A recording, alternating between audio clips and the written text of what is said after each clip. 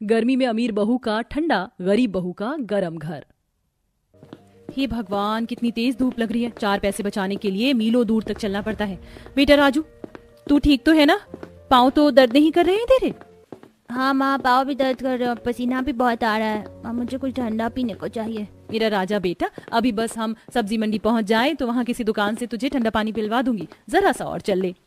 उर्मिला अपने बेटे को हिम्मत देते हुए आगे बढ़ रही थी। उर्मिला एक गरीब औरत थी जो अपने पति और बेटे के साथ रहती थी।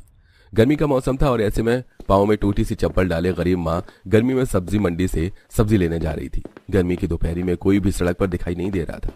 माँ, अभी और कितना चलना है? बस बेटा, पहुंच गए। ये गर्मी।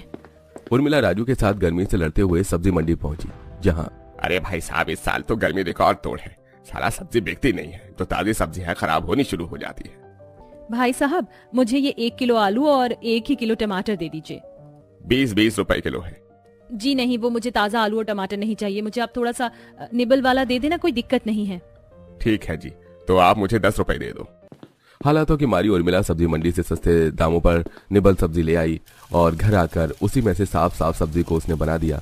एक तरफ उर्मिला गर्मी में कुछ इस तरह से गुजारा कर रही थी, तो वहीं दूसरी तरफ उर्मिला की देवरानी।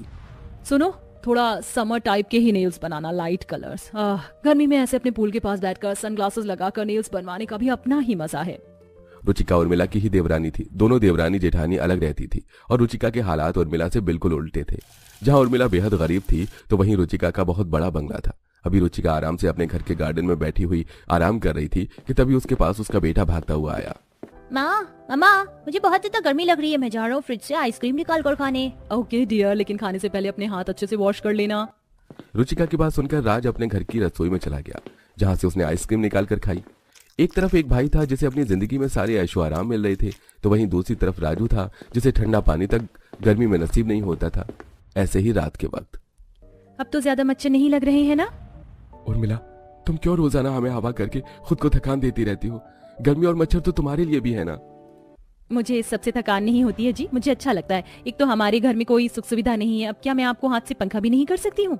माँ, हमारे घर में कोई पंखा या कूलर क्यों नहीं है? सभी के घर कितने अच्छे अच्छे और ठंडे ठंडे होते हैं। मेरे भी सभी दोस्तों के घर में बहुत ठंडा है, बस हम ही इतनी गर्मी में और इतने छोटे से घर में रहते हैं। माँ, हम कब अच्छे से घर में रहेंगे? राजू की बातों का उसके परिवार वाले कोई जवाब नहीं दे पाई। उर्मिला अपने परिवार वालों को रात में गर्मी में हाथ के पंखे से हवा कर रही थी। उसके घर में काफी मच्छर भी आ रहे थे, लेकिन वो गरीब परिवार किसी तरह अपनी रात बिता रहा था। वहीं दूसरी तरफ रुचिका अपने परिवार के साथ एक बड़े रेस्टोरेंट में बैठी हुई थी। सुनिए, मेरे लिए एक लेमनेड और साथ में ठंडी ठंडी आइसक्रीम ले आइए डियर।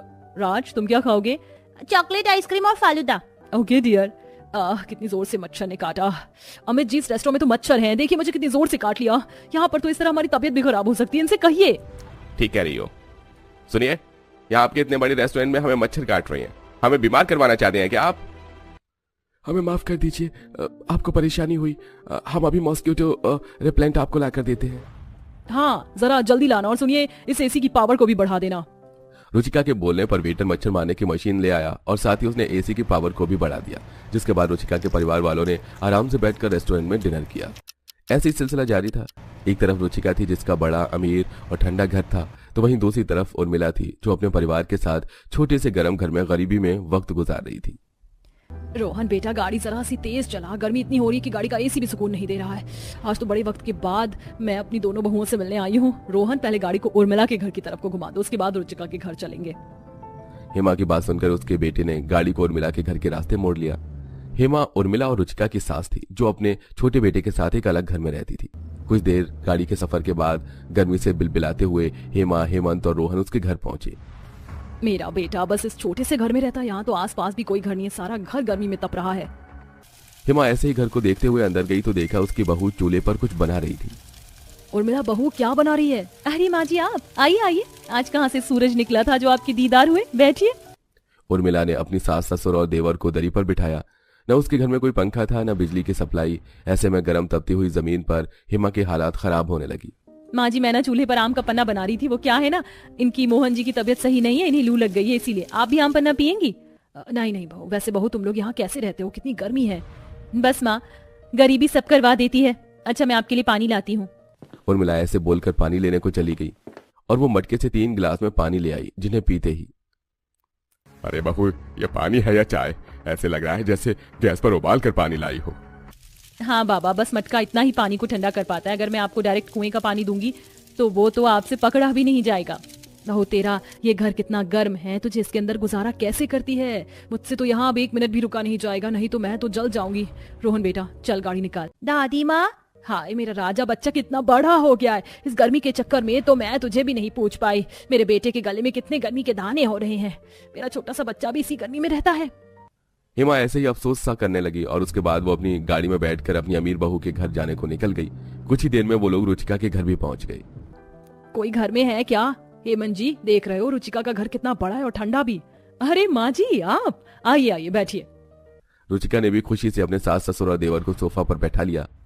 क्या बात है बहू, कितना बड़ा और ठंडा घर है तेरा। यहाँ तो गर्मी का नामो निशान नहीं है। वो इसीलिए माँ जी, क्योंकि यहाँ हर थोड़ी दूर पर एसी लगे हुए हैं। आप लोग बैठिए, मैं आपके लिए ठंडा पानी लेकर आती हूँ। रुचिका ऐसे बोलकर अपनी रसोई में गई, जहाँ से वो अपनी बड़ी फ्रिज से ठंडा पानी और सभी के लिए आइसक्रीम निकाल कर ले आई। ये लीजिए, एंजॉय। दादी, मेरा राजा बेटा। मेरा राजू भी तेरी उम्र का है, लेकिन वो बच्चा बेचारा कितनी मुश्किलों में वक्त गुजार रहा है। हाँ। रुचिका राजू का नाम हेमा की जुबान पर आते ही चिढ़ गई। ऐसे ही कुछ वक्त और गुजरा। रुचिका ने हेमा को अपना घर दिखाया और घर वगैरह देखने के बाद दोबारा से हेमा बोली, मेरी एक बहू इतने सुकून में है और दूसरी ऐसे ऐशो आराम में। माँ जी, आप क्यों बार बार उर्मिला भाभी के बारे में बात किए जा रही हो? वो गरीब हैं तो अपने कर्मों से हैं। तो तुम मुझ पर क्यों भड़क रही है? बोल। आज अगर हमारा परिवार 3 हिस्सों में बटा है ना, तो उसके पीछे की वजह तू ही है। समझ आया तुझे? हेमा की ऐसे ही रुचिका से लड़ाई सी हो गई, जिसके बाद हेमा उसके घर से अपने घर को लौटने लगी कि तभी हेमा का सबसे छोटा बेटा रोहन बोला, माँ कैसा हो अगर बड़ी भाभी फिर से हमारे साथ रहने लग जाए तो? इससे हमारा परिवार भी साथ रहेगा और भैया मेरे साथ काम कर लेंगे। हाँ बेटा, अच्छा आइडिया है।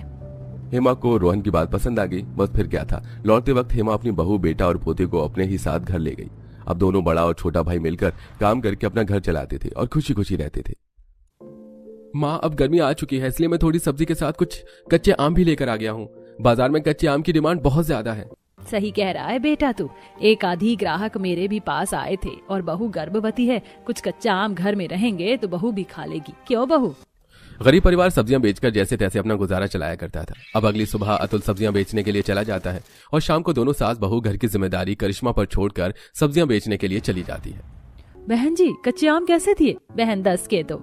कच्चा आम तो बड़े ही महंगे दे रही हो, रहने दो, 1 किलो आलू ही कर दो। वो औरत सिर्फ 1 किलो आलू लेकर चली जाती है। देखते ही देखते बाजार उठना शुरू हो जाता है, पर आज भी दोनों सास बहू की सही से कमाई नहीं होती है और दोनों सास बहू पसीने से लथपथ सब्जी लेकर घर आने लगती है। माँ जी, गर्मियाँ बढ़ती जा रही हैं और हमारी सब्जियाँ बिक ही नहीं रही। अगर ऐसा ही हाल रहा तो हम इस साल कैसे गर्मी में अपने दिन काटेंगे? बहू, मुझे तो तेरी फिक्र हो रही है। तू गर्भवती है और गर्मी बढ़ती जा रही है। ऊपर से ना तो सब्जियाँ बिक रही हैं और ना ही ये कच्चे आम। दोनों सास बहू सब्जी बेचकर पसीने से लथपथ जब अपने घर पर आ रही होती हैं, तभी नेहा की नजर एक ठेले पर पड़ती है, जो कि रात के 11 बजे भी पकौड़े बेच रहा होता है और उसके ठेले के पास अब भी 2-4 ग्राहक खड़े होते हैं। माँ जी, वो देखिए, इतनी गर्मी हो रही है फिर भी लोग पकौड़े के लिए कैसे रात के 11 बजे तक खड़े हैं। भला इतनी गर्मी में कौन पकौड़े खाता है? वो सब तो ठीक है बहू, पर उस आदमी को भी देख, वो कितनी मेहनत कर रहा है। इतनी गर्मी में इंसान 1 घंटे गैस के आगे खड़े नहीं होता और वो बेचारा इतनी रात तक पकौड़े बनाकर बेच रहा है। उस पकौड़े वाले को देख अर्चना और नेहा प्रेरित होती हैं और वो दोनों घर आती हैं, जहां वो देखती हैं कि अतुल की तबीयत खराब है। माँ, भैया की तबीयत बहुत खराब है। आंटी से बर्फ लेकर मैं पिछले 1 घंटे से ठंडी पट्टी कर रही हूँ, पर भैया का बुखार उतर ही नहीं रहा। बहू, घर में आराम कर। आज हमने जो 200 रुपए कमाए हैं, मैं उन पैसे से अतुल की दवाई लेकर आती हूँ। माँ, भैया की तबीयत ज्यादा खराब है, 200 रुपए से कुछ नहीं होगा। आप एक काम कीजिए, आपने जो मुझे कॉलेज की फीस भरने के लिए पैसे दिए थे, आप उससे भैया की दवाई ले आओ। कॉलेज की फीस भरने में अभी 2 महीने बाकी है, मैं पैसों का इंतजाम कर लूंगी। अब रात को ही अर्चना अपनी बेटी से पैसे लेकर अपने बेटे की दवाई लेकर आती है और डॉक्टर उसे कुछ दिन आराम करने को कहता है। इसी तरह कुछ दिन बीत जाते हैं और दोनों सास बहू निराश रात को कच्चे आम बेचकर घर आती हैं। ऐसे ही एक रात। माँ जी, वो पकौड़े वाला तो यहीं पर पकौड़े बेचा करता था। आज उसके ग्राहक खड़े हैं पर पकौड़े वाला नहीं है। नेहा अपनी सास से बात कर ही रही होती है कि तभी पकौड़े वाला अपना ठेला लेकर आ जाता है और सभी ग्राहक उसके पास जाकर खड़े हो जाते हैं। ले बहू, आ गया पकौड़े वाला। इस पकौड़े वाले की कमाई तो अच्छी हो रही है। इस गर्मी में इसके तो ग्राहक बंधे हुए हैं। नाना करते हुए भी इस गर्मी में ये दिन के 1000 रुपए तो आराम से कमाता होगा। पकौड़े वाले की कमाई देख अर्चना और नेहा को अपने लिए काफी दुख होता है। अब वो दोनों घर जाते हैं, जहाँ करिश्मा अपनी माँ और भाभी से कहती है, माँ भाभी मैं आपको बताना भूल गई, पर घर में राशन नहीं है। थोड़े से चावल रखे हैं, उसमें मैं भैया के लिए खिचड़ी बना दूंगी। घर में सब्जी और सिर्फ 2 मुट्ठी आटा रखा है। भला इतने कम आटे में हमारा पेट कैसे भरेगा? एक तो कमाई नहीं हो रही, ऊपर से ये गरीबी, और ये कच्चे आम भी नहीं बिक रहे हैं, कहीं पक ना जाए। माँ जी घर में थोड़ा सा बेसन रखा है, मैं एक काम करती हूँ, आज मैं इन कच्चे आम के ही पकौड़े बना देती हूँ। हम वही खाकर अपना पेट भर लेंगे और ऐसे में आम भी खराब नहीं होंगे और ना ही हम भूखे सोएंगे। इतना बोलकर नेहा कुछ कच्चे आम छोटे छोटे पीस में काट लेती है और आटा और बेसन मिक्स करके आम के पकौड़े बनाती है, जिसे वो अपने घर वालों को थोड़ा सा चाट मसाले के साथ खाने को देती है। भाभी आम के पकौड़े तो बहुत अच्छे बने। मैं तो कहती हूँ कि आप कच्चे आम बेचना छोड़कर आम के पकौड़े बेचना शुरू कर दो। मैं लिख कर दे सकती हूँ, आम के पकौड़े काफी बिकेंगे। बहू करिश्मा सही कह रही, इतनी गर्मी होने के बाद भी लोगों को पकौड़े इतने पसंद है कि वो रात के 12 बजे तक ठेले पर खड़े रहते। याद है ना वो पकौड़े वाला? अगर हम कुछ नया ट्राई करेंगे तो हमारी भी कमाई होने की उम्मीद बढ़ जाएगी। अब क्या था, अगले ही दिन अर्चना अपनी किसी पड़ोसी से कुछ पैसे उधार लेती है और पकौड़े बनाने के लिए बेसन, नमक, तेल आदि सामान खरीद कर ले आती है और अगली शाम को अपनी बहू के साथ बाजार में आम के पकौड़े बेचने के लिए जाती है। अरे बहन, तुम तो सब्जी बेचती थी ना, आज आम के साथ पकौड़े कैसे बेच रही हो? दोनों काम शुरू कर दिया क्या?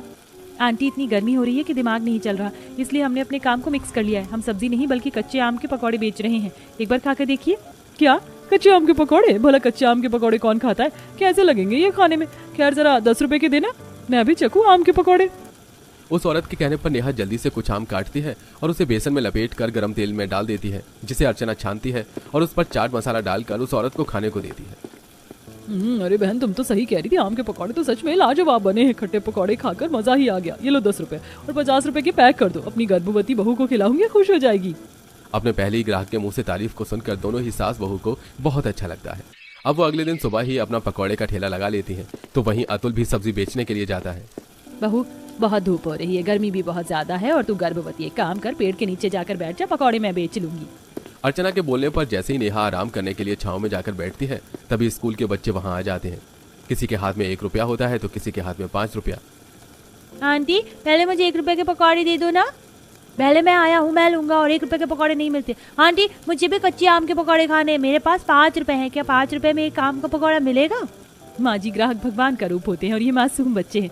मैं नहीं चाहती इनका दिल टूटे, इसलिए इन्हें 1 रुपए में 5 रुपए में ही आम के पकौड़े दे देते हैं। बाकी हमने अपने पकौड़े का रेट 20 रुपए तो रखा ही है। हाँ बहू क्यों नहीं। इस तरह दोनों सास बहू अपनी फिक्र न करके इतनी गर्मी में मेहनत करती हैं और जरूरतमंदों को केवल 1 रुपए में और 5 रुपए में आम के पकौड़े बेचती हैं। तो वहीं जो अच्छे घर से होते हैं उन्हें 20 रुपए के 50 रुपए के पकौड़े बेचती हैं। आज दूसरे ही दिन दोनों सास बहू की अच्छी कमाई होती है और वो घर जाकर हिसाब करती हैं। बहू सब्जी से ज्यादा मुनाफा हुआ है। अरे करिश्मा, लगता है तेरी कॉलेज की फीस डेट खत्म होने से पहले माँ और नेहा पैसे जोड़ लेंगी। इसके लिए अभी हमें और मेहनत करनी है। गर्भवती होने के बाद भी नेहा हार नहीं मानती और इसी तरह अपनी सास के साथ सुबह से शाम तक धूप में खड़ी होकर गर्मी से परेशान आम के पकौड़े बेचती है। ऐसे ही एक दिन, बहन बहुत भूख लग रही है, 5 रुपए में 2 पकौड़े दे दो। कोई बात नहीं बहन, तुम 5 रुपए में 1 प्लेट खाओ, इतनी गर्मी हो रही है, हम समझ सकते हैं। आप दोनों सास बहू कितनी अच्छी हैं, गरीबों की मजबूरी समझ रही हैं। भगवान ने चाहा तो आप बहुत तरक्की करेंगी, वरना आजकल के लोग बेचारे भिखारी को देखते ही भगा देते हैं और आप केवल 5 रुपए में उन्हें पकौड़ी दे रही हैं। अपने ग्राहकों की बात सुनकर अर्चना और नेहा की उम्मीद और बढ़ जाती है और दोनों सास बहू इसी तरह मेहनत करती हैं और बहुत जल्द गर्मी से बचने के लिए एक कूलर ले आती हैं। मैंने कभी नहीं सोचा था इतनी गर्मी में सिर्फ आम का पकौड़ा बेचने से इस साल हमारे घर में कूलर आ जाएगा। भाभी देखना, अब आपकी डिलीवरी हॉस्पिटल में होगी। जैसे जैसे समय गुजरता है उनकी आर्थिक स्थिति बेहतर होने लगती है। देखते ही देखते दिन बीतते हैं और एक दिन अर्चना अपने बेटे के साथ आम के पकौड़े बेचने जाती है, जहाँ पहले से ही कुछ ग्राहक खड़े होते हैं। अरे अम्मा आ गई आप, कब से हम आप सभी आपका इंतजार कर रहे थे। और आज बेटे के साथ बहू कहाँ है आपकी, और 2 दिन से आप पकौड़े भी बेचने नहीं आई। बहू की डिलीवरी हुई है, हमारे घर लक्ष्मी आई है, वो अस्पताल में है, मेरी बेटी उसकी देखरेख कर रही है, इसलिए आज अपने बेटे के साथ यहाँ आ गए। ये सब आप लोगों की ही दुआ है। इस तरह धीरे धीरे अर्चना का अच्छा खासा काम चलने लगता है और अब अतुल भी अलग से पूरी गर्मी कच्चे आम के पकौड़े बेचने का काम शुरू कर देता है। वहीं हॉस्पिटल में नेहा अपनी बेटी के साथ पोस्ट डिलीवरी वाला अच्छे से समय बिताती है, बिना पैसे के टेंशन लिए।